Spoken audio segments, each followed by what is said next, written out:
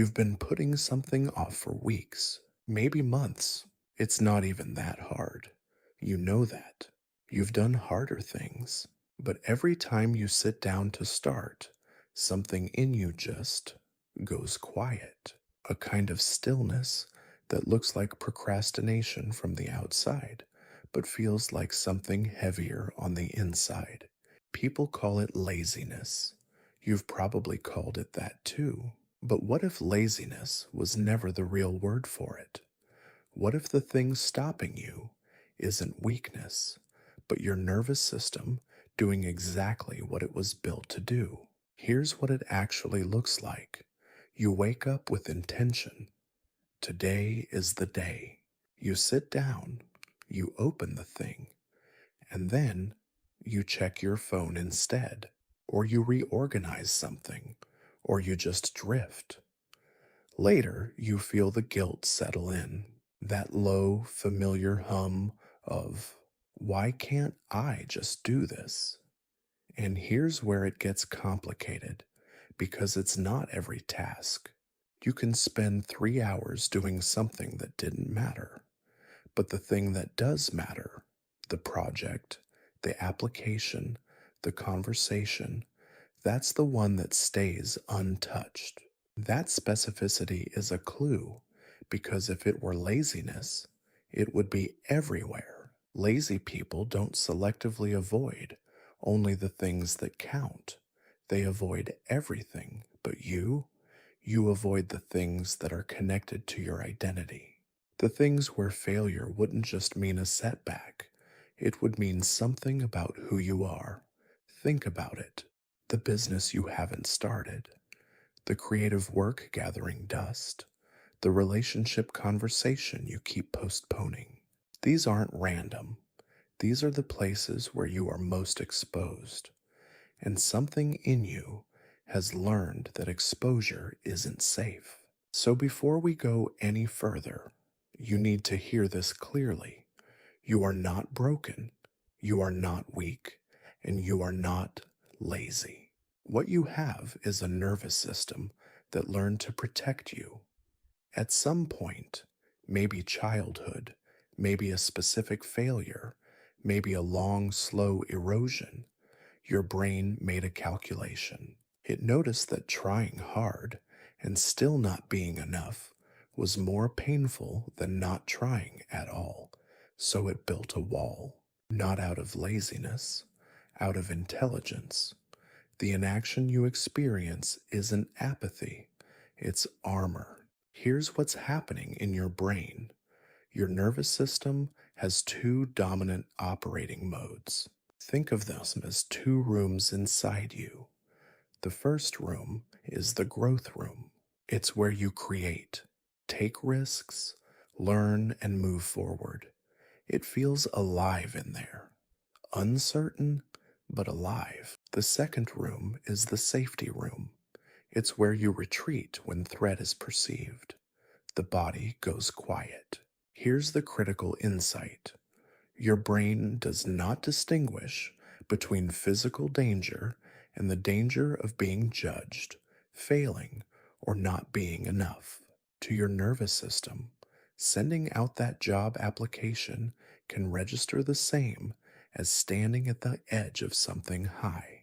Psychologists call this the window of tolerance. It's the bandwidth inside which you can function, think clearly, and take action. When a task feels threatening to your identity, when the stakes are tied to your self-worth, you get pushed outside that window. And outside that window, action becomes neurologically unsafe. Your prefrontal cortex goes offline when your threat response is activated. So the voice that says, just do it, is actually talking to the wrong part of your brain. The part that could just do it isn't home right now because another part locked the door. So what do you actually do with this? Step 1, name it as a nervous system response, not a character flaw. When you notice yourself going still around a meaningful task, say, my system is registering threat. This isn't laziness. This is protection. Labeling an emotional state activates the prefrontal cortex and reduces amygdala reactivity. It literally lowers the threat response. You're about to email someone important. You freeze. Instead of spiraling, you pause and name it. Step 2. Shrink the task until it no longer triggers identity threat. Ask yourself, what is the smallest version of this that requires nothing from my self worth? Not the first step, the first 10 seconds. Large identity laden tasks activate all or nothing thinking. Micro actions bypass that filter. It's not about productivity, it's about restoring felt safety through movement. Can't start the business plan? Open a blank document and write one sentence, just the name of the thing. You're not writing a plan. You're teaching your nervous system that starting is survivable. Step 3. Separate performance from identity. Before starting something high stakes, remind yourself the outcome of this does not define my value, not as affirmation, as a factual boundary. When identity is fused with outcome, the brain treats failure as existential threat. Instead of, this has to be good or I'm not talented, you shift to, I am trying this. The trying is the proof. The result is just information. Step 4. Create safety before asking for action. Before sitting down to work, do something that regulates your body first. Walk. Breathe slowly for 2 minutes. Step outside briefly. You cannot think your way into safety. You have to move your way into it. Walk. Breathe slowly for 2 minutes.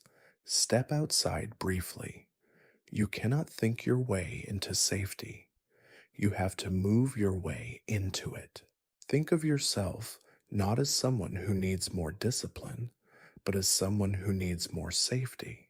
Action doesn't require motivation first. It requires felt safety first. When you feel stuck, the question is no longer, why am I like this? The question becomes, what does this part of me need to feel safe enough to move? That one shift, from judgment to curiosity, is where everything changes. You've been carrying a story about yourself for a long time, that you're someone who can't follow through, someone who knows better but doesn't do better. That story was never the truth. It was a conclusion drawn from evidence missing a critical piece, that your brain was doing what all brains do, protecting the self that lives inside you. The work isn't to override that protection through force. It's to slowly, patiently show that part of you that the thing on the other side of action is not as dangerous as it learned to believe. You are not behind. You are not broken. You are someone whose nervous system has been trying to keep you safe. And now you know what to do with that.